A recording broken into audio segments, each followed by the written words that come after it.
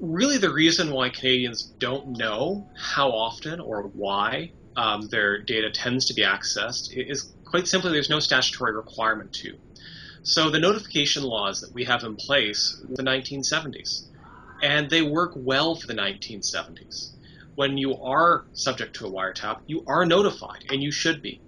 But of course, things have changed ever so slightly technologically in the past 30 years, and we haven't updated our statutory notification requirements. So all the ways that law enforcement and other authorities gain access to our information today just isn't covered. And to date, we haven't had anyone in Parliament really take this on as their pet issue and spearhead it. And until that happens, unfortunately, the concern is Canadians are going to be in a situation where more and more and more and more and more of this goes on that is legally authorized, and yet no one will know what data is collected, who it's shared with, or the rationales under which it was collected in the first place. Then I would say that it's going to take a member of Parliament personally being affected by it and then all of a sudden becoming a chief issue, as happens in the United States and other jurisdictions. I think in Canada, some of it is just there's been an emphasis on pushing out enhanced security and surveillance legislation, and there's been a position held by current members of the federal government that existing oversight is functional. They've been very lucky. So the current federal government removed, as an example, the Inspector General from CSIS. And that was a watchdog for the minister. So the minister would be appraised of when CSIS was doing something that maybe they shouldn't be, and it could be fixed before it got to the public eye. So as a result, the government has less tools to know if something is going wrong, which means something is more likely to go wrong because there's no way to catch it or nip it in the bud. So I think what it's going to take is a scandal of some sort. It's going to take a whistleblower coming forward. It's going to take documents being left on a train accidentally again. It's going to take a disgruntled member of CSIS or an oversight body talking with a journalist. Once that happens, and the government will have no idea what's been going on, and they'll have no ability to easily control the blowout, then we might get some new legislation.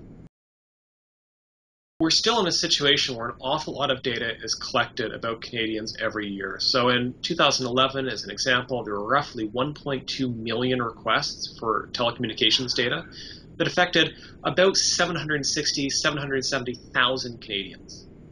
That is a lot of people that may be up to some questionable activities from the authorities' perspective. But is it really the case that in a population of 33 to 35 million people, that many may be involved in criminal activity? This is where we need reporting, good reporting, because we've seen advances and we've seen legislation introduced to expand telecommunications surveillance. We've seen insistence that this has to exist in order to keep us safe. But by the same metric, we don't know how often these tools are actually used. We don't know how effective they are in actually prosecuting crime. And we don't know how often individuals are just repeatedly subject to these requests, or where it's a broad swath of the population that gets one of these a year. So this is where having good government metrics is important. And I would just note that along that line, research that I'm conducting right now at the Citizen Lab at the Munk School of Global Affairs has me looking into the wiretap information. How often do provinces engage in wiretaps?